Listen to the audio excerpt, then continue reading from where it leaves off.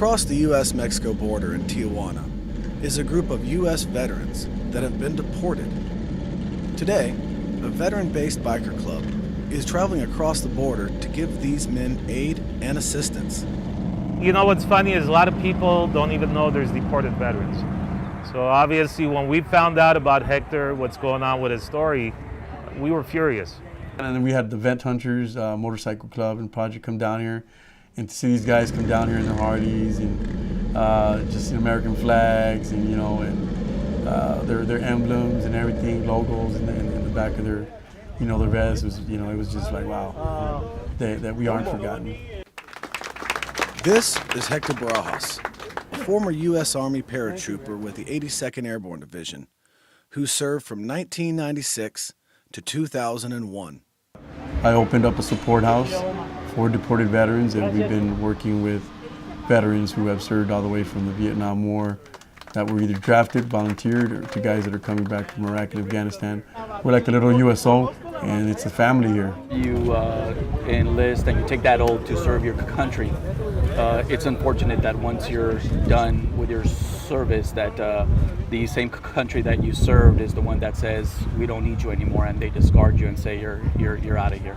Basically, I was in a vehicle and somebody fired a weapon, and we were caught, and I pled guilty to it. They gave me a sentence of 3 years with a half. I went to state prison, and eventually I was picked up by immigration in 2003, trying to see if there was anything that they would find out that I was in the military, and we can't deport you, and that didn't happen. My military service didn't mean anything to them. There's a motto, leaving no man behind, something that we should use when we get out, because we talk about honoring our veterans and support the troops and all this stuff, but I think it's just a sticker to a lot of people. I hit the bottle hard. I left married, I came divorced. I didn't have nobody there to greet me when we got back. Mauricio Hernandez is a former U.S. Army soldier who deployed to Afghanistan in 2005 with the 25th Infantry Division. He was deported for a charge of 0.5 gram of methamphetamines. Easily, I did over 160 combat missions out there the time I was out there. And Were you ready to come home when it was time? And no, I wasn't ready to come home. I didn't want to come home. I was home. I was there. People understood me there, and I was supposed to stay there. I wasn't supposed to come home. This is a problem that was created before you even went to jail. And that PTSD and all of the things that we went through are part of the problem that the government created. It's their responsibility as far as I'm concerned. Miguel Vasquez is a psychologist and a veteran who comes down to the bunker to offer counseling and support for the men here who desperately need it. I have a master's degree in psychology. I'm certified in energy psychology, but a large part of my education was also PTSD. I had PTSD for almost 30 years after I came back from Vietnam. 95% at least of the guys that I work with down here have PTSD. Most of them combat vets. They came back, they got very little of any help at all. They self-medicated with drugs and alcohol. That's what led to getting put in jail, and that's what led for them being deported. A lot of people will say, well, that's not related. The guy's just a wife beater. Hello, how did he get so angry? How did he have problems with interpersonal relationships? Yes, I was never literally prepared to kill people at the drop of a hat before. Yes, that has to do with my PTSD. I feel horrible for my wife.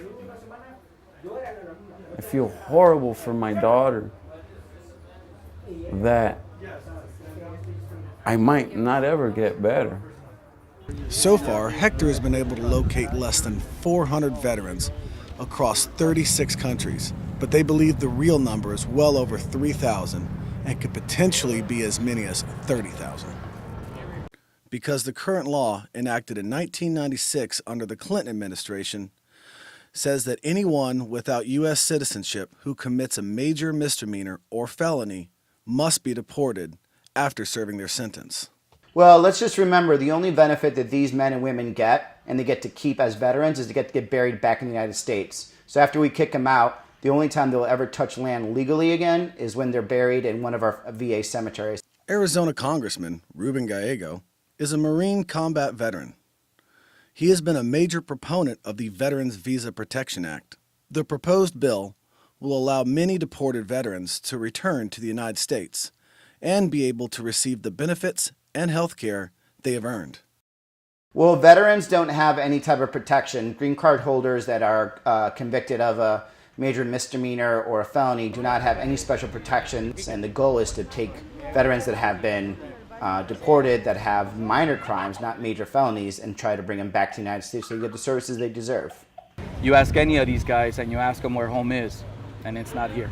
It's mine. It's mine. It's mine. That's where I grew up. That's my house. I fought for it. Home is where the heart is, and that's my country. There's no better country than that. And I love my country. That's my home. If it wants to love me back and do the right thing, then it can. For now, the vet hunters are heading back to a home that these men can no longer return to. But the fight doesn't end here, because tomorrow's a new day and another battle to fight.